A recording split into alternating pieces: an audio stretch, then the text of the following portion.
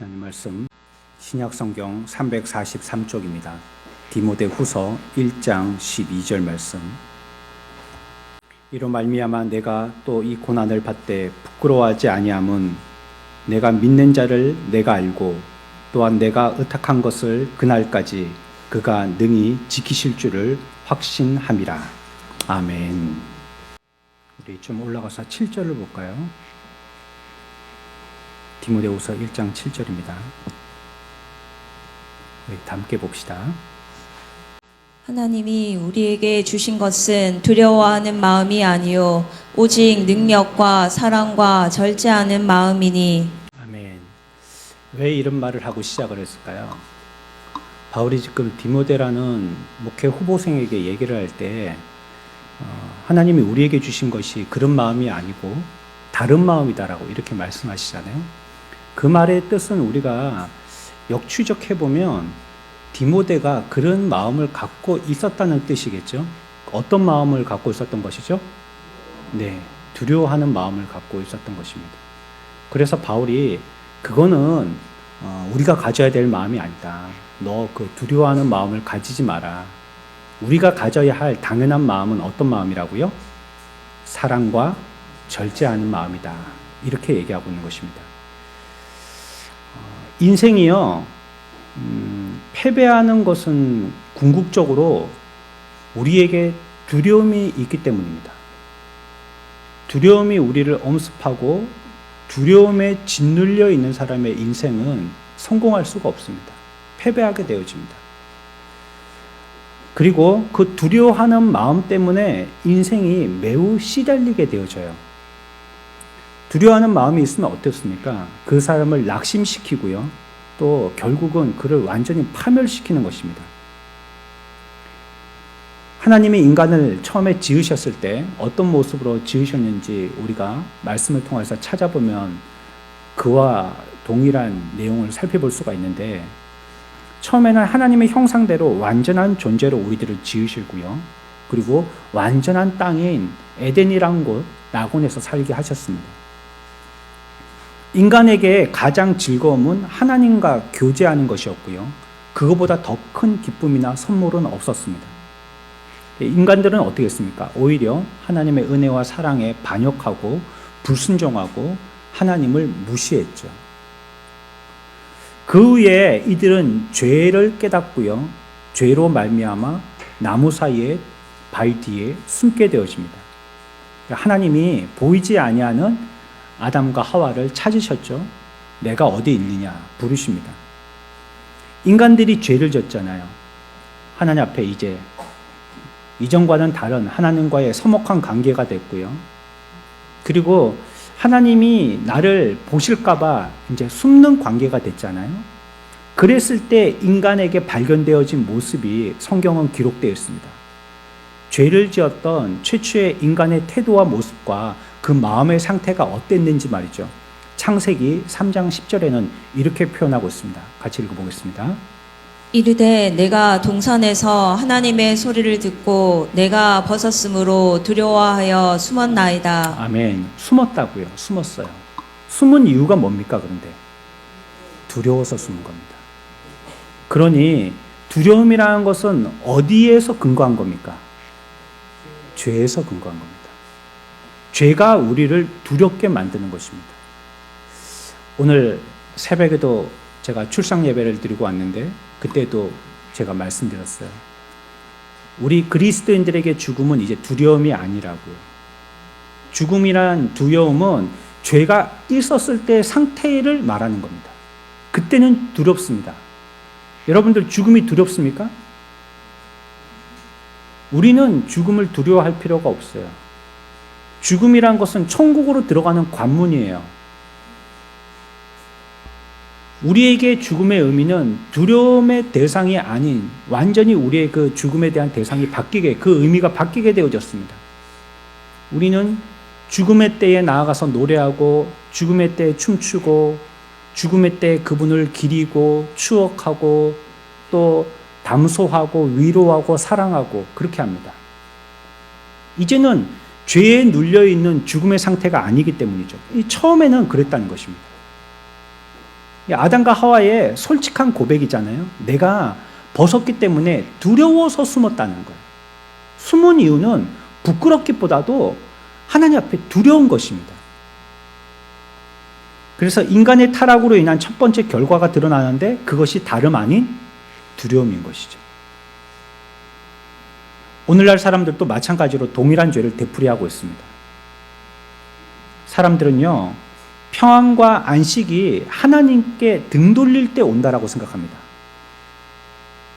그래서 내 나름대로 사는 것 있죠. 그렇게 되면 평안과 안식이 있다라고 생각해요. 내가 계획하고 또 내가 기획하고 내가 시도하고 시도한 것을 달성하고 그랬을 때 평안과 안식이 온다고 생각을 하는 것입니다. 근데 성경은 뭐라고 그러냐? 우리에게 두려움이 몰려나가고 평안과 안식이 되어지는 것은요, 내가 하나님 앞에 등 돌리고 내 마음대로 하고 내 계획대로 목적을 달성했을 때가 아니라 우리에게 있는 두려운 마음이 있을 때, 성경은 반대로 인간이 두려워하는 마음이 있을 때 그때 오히려 우리들은 하나님에게서 더욱더 멀어진다는 것이에요. 그리고 그것이 멀리하기 때문에 우리들에게 하나님을 두려워하게 된다는 것입니다. 멀리하게도 되고 또 멀리하기 때문에 하나님을 두려워하게도 된다는 것이에요. 이 세상에서의 삶을 지배하는 것은요, 두려움이에요. 두려움이 많은 사람들의 삶을 완전히 망가뜨리는 주범입니다.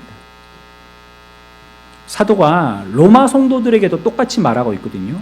동일한 내용을 얘기하고 있어요. 8장 15절입니다. 여기도 같이 한번 읽어볼까요? 너희는 다시 무서워하는 종의 영을 받지 아니하고 양자의 영을 받았으므로 우리가 아빠 아버지라고 부르짖느니라. 아멘. 우리는요, 이제 무서워하는 종의 영을 받지 않았다는 겁니다. 하나님을 믿고 하나님의 백성된 자들은 이 세상에 있는 동안에 죄로 말미암아 죽을까 두려워하는 떨며 사는 자들이 아니라는 것입니다. 예수 그리스도의 성령으로 말미암아 우리 속에 드리워져 있는 모든 어두움과 그늘의 죽음이 다 거쳐지기를 축원합니다. 이건 성령이 그렇게 하시는 것입니다. 이제 우리는 그 영에 눌림받아서 사는 자들이 아니라는 것이에요. 그러면 우리 마음에 왜 두려워하는 마음이 생기는지 이유를 먼저 살펴봐야 되겠어요. 두려워하는 것은 삶에 대해서 겪는 어려움들이거든요. 공경들이거든요. 먼저 생각해 볼 수 있는 것은 인간이 유한하기 때문에 두려워합니다. 한이 있기 때문에요. 낙뢰가 일어날 때 두렵잖아요. 보이지 않는 어떤 전기력, 폭발력, 이 엄청난 힘을 드러내서요. 하루 종일 찍어도 넘어가지 않을 만한 큰 아름다운 나무가 낙뢰 한 방에 두 쪽이 세로로 쪼개지거든요. 이게 얼마나 굉장한 무궁무진한 힘입니까? 인간이 지식과 진보를 자랑할수록요, 자신의 무지를 발견하게 되어지죠. 우리가 무슨 망원경 같은 걸로 우주의 신비를 조금 발견했다고 기뻐 날뜁니다. 하지만 그것은 우주 전체에 비하면 빙산의 일각에 불과합니다. 그리고 발견할수록 좋아하는 것 같지만 그것은요, 그 넓고 무한한 우주에 비하여서 그 너머에 있는 그 우주가 얼마나 광활하고 또 얼마나 깊고 우리가 알지 못하는 세상이 펼쳐져 있는지 자신들이 그 가운데서 어떻게 할 줄을 몰라서 불안해하는 겁니다. 이 가운데 우리의 존재가 너무나도 유한하고 작아 보이기 때문이죠. 나는 몰랐는데 이제 망원경이 발명이 돼가지고 그것 가지고 보니까 나는 여기에 대해서 뭐 아무것도 할 수 없는 그런 존재라는 것을 깨닫게 되어지는 것입니다. 그러니까 자기의 유한성을 느끼고요. 그래서 그 삶을 불안해하는 것입니다. 마치 망망대해에 나뭇잎만한 돛담배를 타고요. 폭풍과 사투를 벌이고 있는 것 같은 것이죠. 이게 인간에게 가지고 있는 본래의 마음입니다. 우리는 이와 같이 한계가 있기 때문에요. 인간이 두려움을 느끼는 두 번째 요인은요, 무의미하기 때문이고요. 또 목적하지 않기 때문입니다. 그래서 두려워하죠. 우리의 인생이 그렇기 때문에. 과학자들은요, 미래를 내다보지 못한다라고 얘기합니다. 과학을 자꾸 발명시키긴 하지만 미래를 모르겠다는 거예요. 어떻게 될지. 현실주의자들은요, 앞으로의 미래에 대해서 장밋빛을 예언할 수 없다는 거예요. 우리가 이렇게 사는 걸 보니까. 모든 것이 보이지 않는 어떤 힘에 의해서 지배를 받는데 그 힘이 강해질지 약해질지 모르겠다는 거예요. 연일 보도되고 있는 게 뭡니까? 우리나라에도. 각 세계의 기후 이상 변화. 앞으로 어떻게 될지 모른다는 거죠. 되게 이전 여름이 하도 더우니까 사람들이 그런 말을 했지 않았습니까? 올 여름이 제일 시원했다고. 그렇게 더운 여름인데 올 여름이 제일 시원했다고. 그 말은 뭡니까? 앞으로 더 더워질 거라는 거죠. 올 여름이 제일 비가 적게 왔을 때일 겁니다. 앞으로는 무진장 더우겠죠. 우리의 미래를 예측할 수가 없는 겁니다. 우리나라의 정치를 보십시오. 어디로 가고 있는 것입니까? 우리나라가 하고 있는 외교를 보십시오. 어떻게 될 것입니까? 모르는 거예요. 과학이 발전되고 많은 정보들을 수집하지만 그러면 그럴수록 우리들은 더 모르겠는 거예요. 현대인들이 이런 가르침을 받아왔거든요. 그래서 어떤 결론에 이르냐면 인생을 살아봐야 살 의미를 발견하지 못하겠다는 거예요. 미래를 모르니까. 미래를 예측할 수 없으니까. 그리고 미래가 모두 불완전하니까. 과학으로 또 현대의 그 상황이나 사회학자들이 문명을 발전시키고 또 연구해봐도 모르겠다는 거예요. 무의미하다는 겁니다. 목적이 없다는 거예요. 그러니 그들의 삶의 태도가 어떻게 됩니까? 나태해지고요. 게으름에 빠지게 되죠. 그것이 이제 어디로 이어지냐면 두려움으로 이어지게 되는 것입니다. 해봤자 소용도 없고 끝이 알 수 없다고 하면서 그냥 세월을 호송세월 보내게 되는 것입니다. 그러니까 무의미하고 그 삶에 목적이 없다라고 생각할 때에 그 이유 때문에 그 사람은요 두려움에 휩싸여서 살게 된다는 것이에요. 인간이 또 두려움을 느끼는 이유가 있는데요. 불안함에 있습니다. 불안함이 우리를 두렵게 합니다. 미지의 세계에 대한 두려움만큼이나 우리를 겁먹게 하는 것은 없습니다. 미래가 어떻게 될지 모르는 것에 대해서 말이죠. 지금은 인생을 만족하고 가족들과 행복하고 풍요로운 삶을 살지만 느닷없이 병이 들면 어쩌지 하는 불안함을 갖고 있는 겁니다. 그래서 우리들이 이것저것 여러 가지 보험들을 들고 있지 않습니까? 거기다가 그 궁금증이 해소 안 되면요 어떻게든지 알기 위해서 점쟁이 찾아갑니다. 미래의 두려움에 대해서 알고 싶어가지고 여러 가지의 방법과 길을 모색해 보는 것이에요. 질병, 있는 것이 없어지는 상실, 사고, 사건, 얼마나 가능성이 많습니까? 여기에 대한 우린 두려움에 휩싸여 있는 것이죠. 그러니까 이런 불안함이 우리들에게 자꾸 두렵게 만드는 것입니다. 내가 실수하면 어떡하지? 실패하면 어떡하지? 잘못하면 어떡하지? 이렇게 했다가 이 일에 완전히 말아먹으면 어떡하지? 이 불안함 때문에요. 두려움에 움신할 수가 없는 것입니다. 하지만 이 두려워하는 마음이 생기는 궁극적인 주된 원인은 우리가 앞에서 창세기 3장에서 살펴보는 것과 같이요. 인간이 하나님을 원래 의지하도록 만들어졌기 때문입니다. 우리 인간들은 우주에 그냥 혼자 살도록 버려진 게 아니거든요.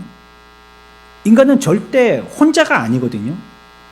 인간은 하나님과 교제하고 친교하도록 하나님에 의해서 하나님을 위해 지음받은 것이 인간이거든요. 그래서 인간은 창조주와 계속 접촉을 하도록 지어진 것입니다. 그런데 그 인간들이 하나님을 의지하고 하나님을 만나고 교제하도록 지어진 것이 하나님의 원리인데 그러지 못하게 되니까 인간들이 두려워하게 되는 거예요. 죄에 빠져 있는 인간이기 때문에요. 자신에게 부여되어져 있는 이 지위를 감당하기 역부족인 것이죠. 마치 자신이 속한 어떤 낮은 자리에서 한 부서를 맡아서 그 역할을 잘 감당할 수 있는 그런 위치의 인간인데요. 그런데 그가 자신의 능력을 과신하고요. 자신이 할 수 있다고 건방을 떨면서요. 회장의 자리에 앉아버린 거예요. 그게 지금 현재 인간들의 모습입니다. 그래, 우리의 능력으로는 회장을 능히 할 수가 없는데 내가 할 수 있다라고 과신하면서 회장의 자리에 앉았더니 세상은 쫄딱 망한 겁니다. 회사는 쫄딱 망한 거예요. 그게 지금 오늘날의 현대 세상입니다. 신뢰가 되는 말씀이지만 사실 그래서 분수도 모르고 까불다가 망한 겁니다. 인간은. 자기가 자기의 위치를 알고 하나님을 의지하고 교제하면서 에덴에서 하나님을 섬기게 살았다면 우리 가운데 두려움은, 부끄럽거나 두려움은 없는 것이죠. 그러나 우리는 그러지 못한 것입니다. 우리는 인생을 살면서 이런 경험들을 얼마나 많이 합니까? 하나님이 필요 없고 내 인생을 내가 관리할 수 있다라고 얘기하는 거예요.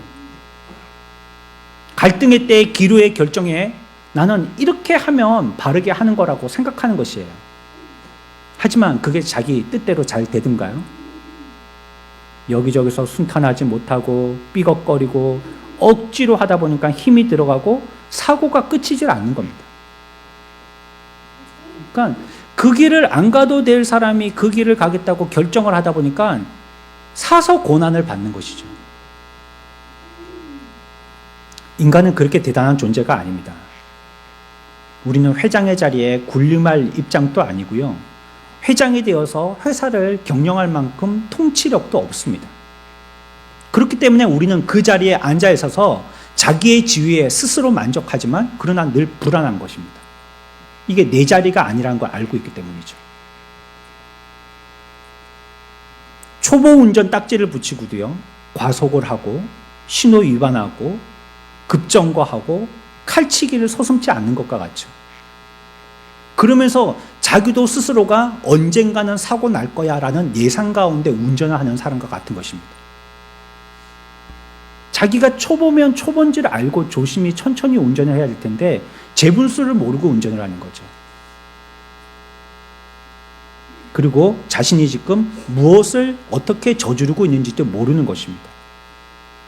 그러니까 이런 이유 때문에 인생들은 두려움에 휩싸여서 살게 되는 것이에요. 그리고 그 두려움은 우리의 인도자가 되어서 인생을 이끌고 나가게 되는 것이에요.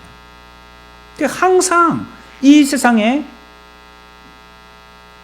많이 가진 것 같고 많이 치장한 것 같고 많이 재어둔 것 같지만은 늘 불안 가운데서 두려움 가운데서 끌려서 살게 되는 것이죠. 이 두려움의 결과는 뭐죠? 결국 두려워하게 되어지면 그 인생은 약해지게 됩니다. 두렵게 되어지면요, 우리 두뇌가 움직이질 않아요. 멈춰버리고 말아요.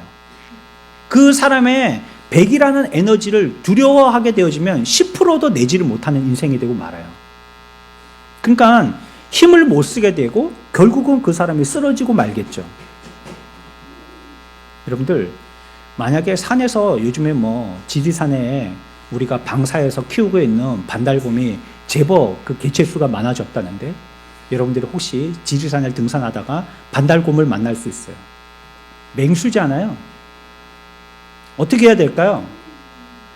이 맹수들은요, 먹잇감일지 아닐지 코로 냄새를 맡는데 무슨 냄새를 맡느냐면요, 두려움의 냄새를 맡는데요. 근데 우리가 두려워한다 싶으면 공격을 하는 겁니다. 개도요, 우리들에게 막 달려들잖아요. 어떤 사람에게 달려들까요? 달려드는 사람이 정해져 있어요. 두려워하는 사람을 기가 막히게 알고 달려듭니다. 두려움이라는 것은 언제나 우리들을 약하게 만들고요, 뭔가 할 수 있는 통제력을 상실하게 만듭니다. 그 사람이 뭐라고 합니까? 겁을 먹으면 얼어붙는다고 얘기하잖아요. 아무것도 하지를 못하는 거예요. 자기 실력 발휘를 전혀 하지 못하는 것입니다. 그러니까 우리들은 인생의 여러 가지 문제들을 자꾸 풀어나가야 되는데, 근데 그 일에 대해서 우리가 겁을 먹고 있다면 그 일을 처리할 수가 없죠. 그것 자체가 두려움의 대상이 되어버리면 우리는 그 일을 해결할 수가 없는 것입니다. 그렇기 때문에 무슨 일을 하든지 우리들에게 첫 번째 해야 될 일은요, 우리 가운데 두려움을 없애는 겁니다. 두려움은 항상 우리들을 완전히 마비시켜 버리거든요. 꼼짝달싹 못하게 만드는 겁니다. 그리고 두려워하게 되어지면 결과가 두 번째로 어떻게 되어지냐면 그 사람이 자기 보호하느라고 이기주의자가 됩니다. 이것이 다른 사람들이 볼 때는 어떻게 보이냐면 다른 사람을 적대한다라고 보이는 거예요. 자기를 보호해야 되기 때문에. 두려움은 우리를 초조하게 만들고요. 무슨 일이 생길지 몰라서 안절부절하게 하는 것입니다. 그러니까 그 상태가 되면 굉장히 예민해지죠. 그러니까 흠을 찾고 공격성이 있고 예민하고 날카로운 사람들은 왜 그럴까요? 그 본성의 중심에서는요, 두려움이 있기 때문에 그렇습니다. 저도 가끔씩 집에서 그런 얘기를 하는데, 으아! TV를 보다가 무서운 장면이 나오고, 뭐 영화에도 무서운 장면이 나오면 으아! 그러잖아요. 그럼 제가 제발 좀 그것 좀 하지 말라고 그러거든요. 제발 좀 그것 좀 하지 말라고. 내가 이 장면에 놀라는 게 아니고 당신 때문에 놀란다고. 으악 하는 그 소리에 놀래가지고 제가 막 깜짝 놀라는 거예요. 그 왜 그럴까요? 사실은요, 제 속에 여기 으악 하는 사람보다도 더 두려운 마음이 있기 때문이죠. 그 제발 좀 안 했으면 좋겠는데. 그거 안 해야지 좀 이렇게 마음을 잡고 끝까지 좀 엔드 나올 때까지 볼 텐데, 으악 하고 나니까 그냥 그 마음을 지켜왔던 마음이 그냥 우르르 무너져 버리는 거예요. 그런 사람이요, 다른 사람들을 흠잡고요, 다른 사람들을 공격하게 됩니다. 왜냐하면 자기가 무섭기 때문이에요. 무서워서. 개는 왜 짖죠? 겁나서 짖는 겁니다. 겁나서. 지가 겁나니까. 앞에 있는 존재가 자기보다 강하다고 생각하니까 겁이 나서 짖는 겁니다. 약하면요, 그냥 가서 물어버려요. 두려움이라는 것은 육체적으로든지 정신적으로든지 도덕적으로든지 영적으로든지 어떤 방식으로든지 표현되게 되거든요. 두려움은. 그래서 불행이든지 비참함으로 나타날 수밖에 없어요. 그러니까 두려움을 갖고 있는 인생은요, 행복해질 수가 없습니다, 사실은. 그러니까 두려움과 행복은 공존이 안 되는 것이에요. 오늘날 세계가 두려움의 공포증에 퍼져 있잖아요. 코로나19 때 우리가 뭐에 더 힘들어 했습니까? 두려움이잖아요, 두려움. 혹시 내가 그거 걸릴라.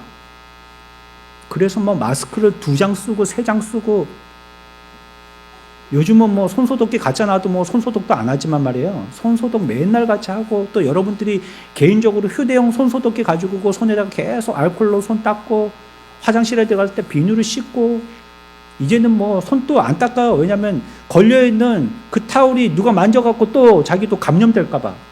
이렇게 하고 말리고, 또 에너지 절약한다고 없어졌던 소리로 나오고 바람으로 나오는 그 핸드 드라이기, 그거 새로 달게 되어지고, 병원을 가도 전부 다 환자들이 콜록콜록 하고 있으니까 두렵고, 지하철을 타도 모두 콜록콜록 하고 있으니까 전부 다 그 눈치 주고, 콜록콜록 소리만 내면 전부 다 쳐다보고 빨리 좀 나가라고 눈치를 살을 막 주는 거죠. 왜 그렇습니까?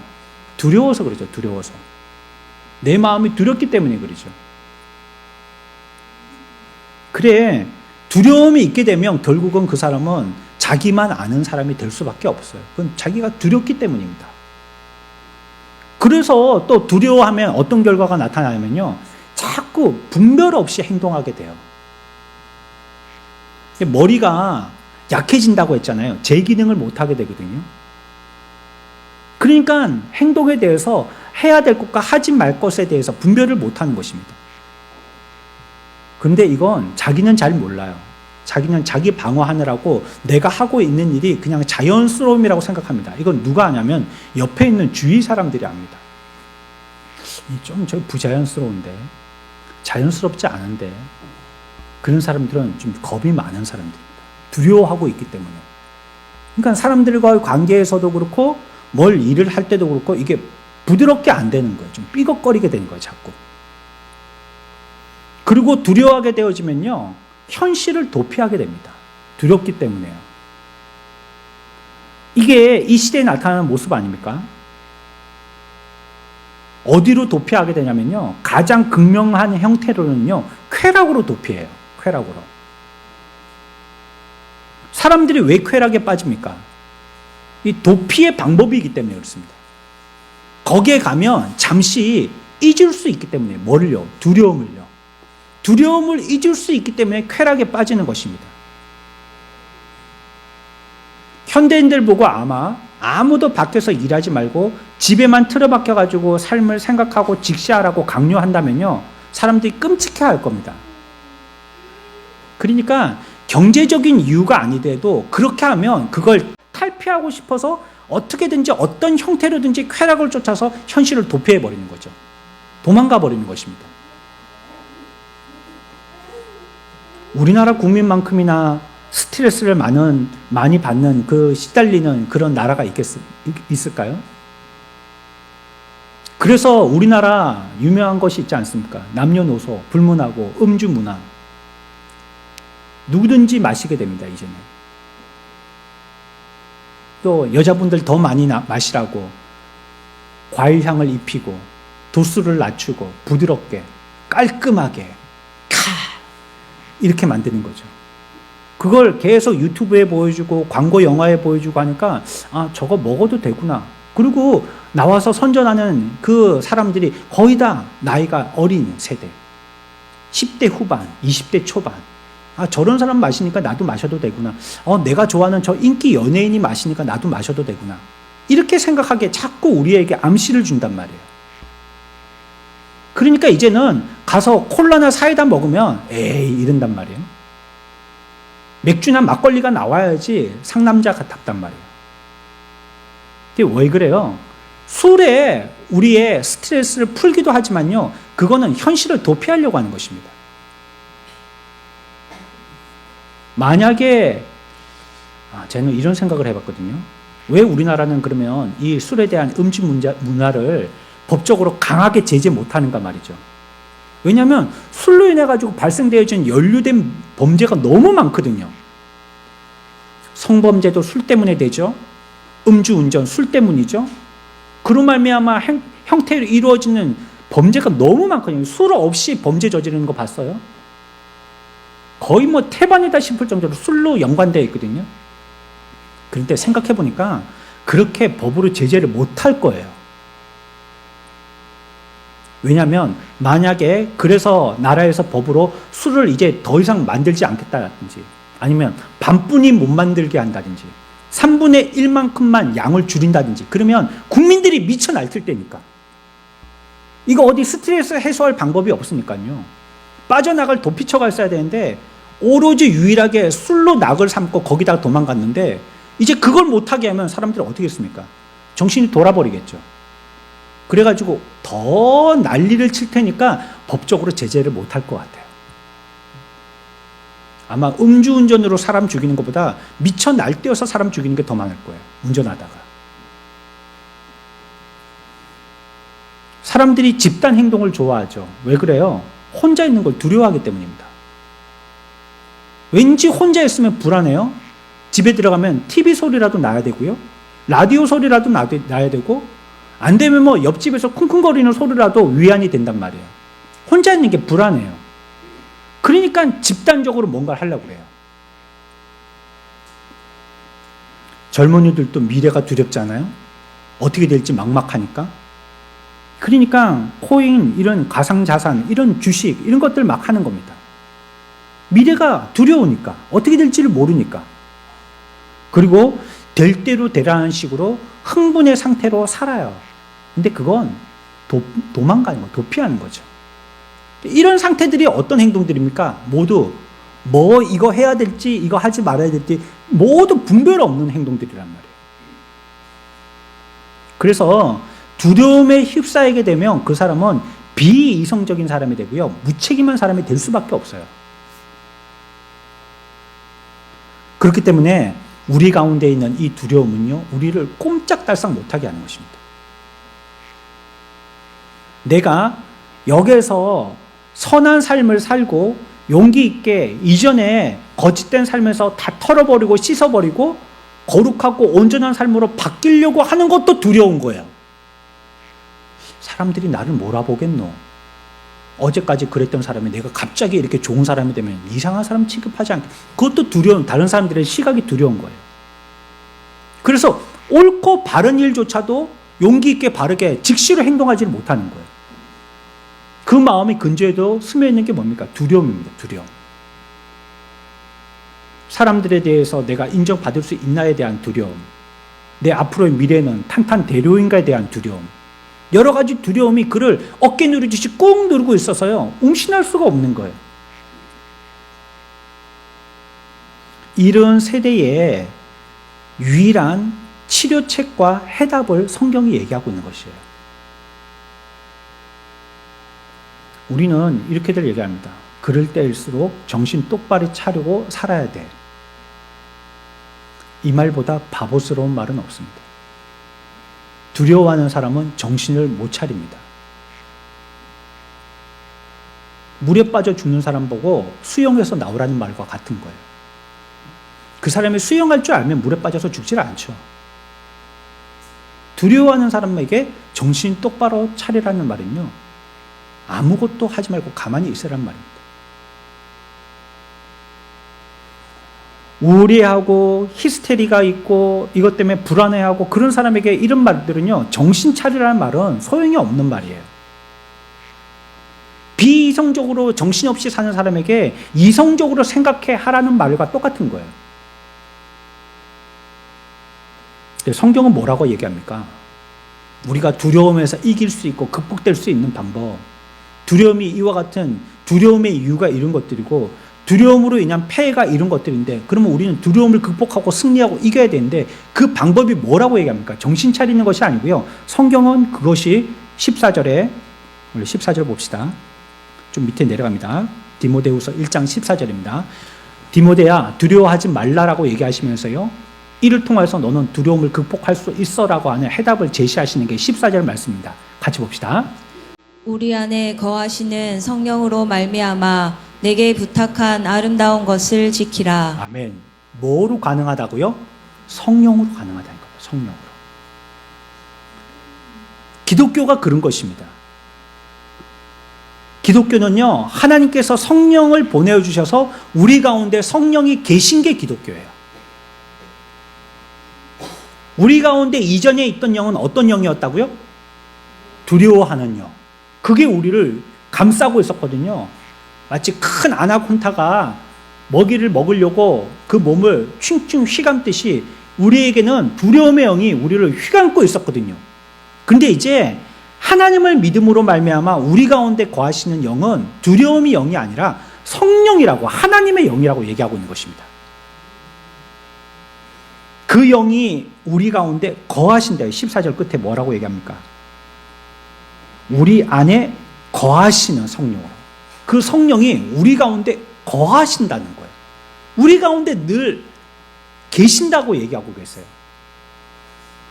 그렇기 때문에 우리에게 할 일을 일러주시고요, 우리에게 능력을 주시고요, 성령을 주셔서 이 모든 일들도 능히 감당할 수 있는 자가 된다는 거예요. 누구로 말미암아요? 성령으로 말미암아. 뭘 쫓아낼 수 있어요? 두려움을 쫓아낼 수 있다는 것입니다. 정신 차린다고 쫓아내지는 게 아니고요, 성령이 우리 가운데 있을 때 두려움을 쫓아내게 된다는 거예요. 그런데요, 성령이 우리 가운데 거하신다고 했잖아요. 근데 그 거하시는 성령으로 가만히 냅둬서는 안 되고요, 성령으로 작동하게 해야 되는 거예요, 우리 삶을. 두려워하는 상태에서 이제 거하시는 성령으로 두려움을 내쫓는 활발하고 활기찬 사람의 상태로 만들어야 되는 것이거든요. 그냥 모시고만 있어 갖고는 안 된다는 거예요. 6절로 올라가 볼까요? 6절입니다. 1장 6절 말씀 같이 있습니다. 그러므로 내가 나의 안수함으로 내 속에 있는 하나님의 은사를 다시 불릴 듯 하게 하기 위하여 너로 생각하게 하노니. 아멘. 여기에 뭐라고 얘기하냐면요, 너의 은사를 어떻게 하려고 하냐면요, 불일 듯 하게 한다는 거예요. 불일 듯. 불일 듯 하게 한다는 거예요. 이게 저절로 되게 한다는 말이 아니고요, 내 속에 있는 이 은사를 불일 듯 해야 한다는 것이에요. 성령이 그렇게 작동하도록 해야 된다는 것입니다. 그렇게 되어질 때에 우리 가운데 있는 두려움의 모든 결과의 해독제가 된다라고 얘기하시는 거예요. 그러니까 우리는 인생을 살면서 우리 가운데 있는 이 두려움을 해결하지 못하면 이 인생을 하나님께서 복으로 주셨음에도 불구하고 복은 맛도 못 본다는 뜻이거든요. 예수를 믿어도 늘 궁지에 몰려 있고요. 움신하지 못하는, 활개치지 못한 그런 삶을 산다는 뜻이거든요. 그것은 죄로 말미암은 두려움 때문에 그렇고요. 두려움에 있는 한 우리들은 그런 삶을 살 수밖에 없다는 것인데, 그걸 해결할 수 있는 방법이 바로 성령이시라는 거고요. 성령이 우리 가운데 계신다면 우리 해야 할 일은 그걸 불일 듯하게 해야 된다는 것이에요. 여러분들은 그래서 두려움을 승리하고 극복할 수 있는 그 최초의 방법은 여러분들이 발견하신 거예요. 우리 가운데 그 성령을 주셨으니까요. 근데 예수 믿지 않으면 어떻게 됩니까? 그 최초의 맨 마지막에 있는 온오프 스위치 자체도 안 켜진 거예요. 그러니 뭘 누르더라도 작동할 리가 있습니까? 일단 스위치에 파워가 들어가야지 뭐 눌러가지고 뭐 삑삑 소리가 나든지 뭐 우랑탕 소리가 나든지 뭐 삑 소리가 나든지 뭘 소리가 날 거 아니에요. 근데 파워 자체가, 전기 자체가 안 들어갔는데 어떻게 뭐 이 기계가 동작을 할 거예요. 뭐 자동차가 시동이 안 걸렸는데 어떻게 뭐 이 차를 가지고 좋은 차인지 나쁜지, 뭐 브레이크가 잘 되는지 잘 달리는지 뭐 차선 유지가 잘 되는지 뭐 이거 어떻게 알 거예요? 그게 뭡니까? 성령이시라는 거예요. 우리가 예수를 구주로 믿게 되어지면 우리 가운데 성령이 오셔서 우리 가운데 온오프 스위치, 불을 딱 켜주신다는 겁니다. 자동차의 시동을 딱 켜주신다는 거예요. 그러면 이제는 어떻게 해야 됩니까? 시동을 켰으니까 차는 어떻게 해야 돼요? 그다음부터는 달려야죠. 좋은 차, 나쁜 차는요, 한번 세게 달려봐야 합니다. 그렇다고 목사님이 그래라 했다고 또 나중에 가시는 길에 과속하고 그러지 마시고요. 차가 그렇다는 겁니다. 천천히 달릴 때는요, 유모차나 롤스로이스나 똑같습니다. 천천히 달릴 때는 그 차가 그 차입니다. 근데 극한에 가봐서 확 달리고 확 써보고 확 틀어보고 할 때, 이 차가 균형을 갖고 불안하지 않도록 싹 코너링하고 잘 스무스하게 쓰고 적당하게 속도를 올리고 좋은 차구나, 그때 알 수 있는 거죠. 한계치에 이르러 봐야 되는 거예요. 그래, 우리의 인생도 이와 같이 두려움으로 휩싸여 있을 때 성령이 우리들에게 온오프 스위치를 켜주셨기 때문에 우리들은 뭘 해야 되느냐? 이로 말미암아 불일 듯하게 해야 된다는 거예요. 일으켜야 된다는 겁니다. 일으켜. 성령의 스위치가 켜져 있으니까 그것이 작동해서 달리고 쓰고 코너링 하도록 불일 듯하게 만들어야 된다는 거예요. 그건 우리가 해야 될 일입니다. 성령을 주시는 것은 하나님이 주신 거고요. 우리는 이 세상에 홀로 방치되어서 싸우는 자들이 아닙니다. 우리는 사실 그렇게 싸울 수 있는 존재도 못 됩니다. 우리는 죄로 말미암아 두려워서 숨고 있는 존재들이니까. 다윗은 나가서 골리앗 장수를 맞대응했지만 우리들은 두려워서 벌벌벌 사시나무 떨듯이 움신하지도 못하는 자들이니까 나가지를 못하는 거예요. 우리 가운데 누가 오셔야지 돼요? 성령이 오셔야 되는 겁니다. 성령이 오셔야지만 비로소 우리들은 나가서 싸울 수 있는 존재가 되는 것입니다. 그런데 우리 가운데 성령은 언제 오셔요? 그리스도를 믿을 때 오는 겁니다. 믿을 때. 어디 가서 싸우는 게 아니고요. 그리스도를 믿게 되어지면 우리 가운데 성령이 임하게 되어지시고 우리 가운데 성령이 들어오시게 되는 것입니다. 무서워하는 사람은 불쌍한 사람이에요.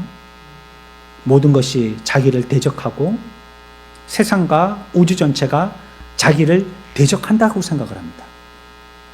그리고 자기 또한 세상을 적대하고 미워합니다.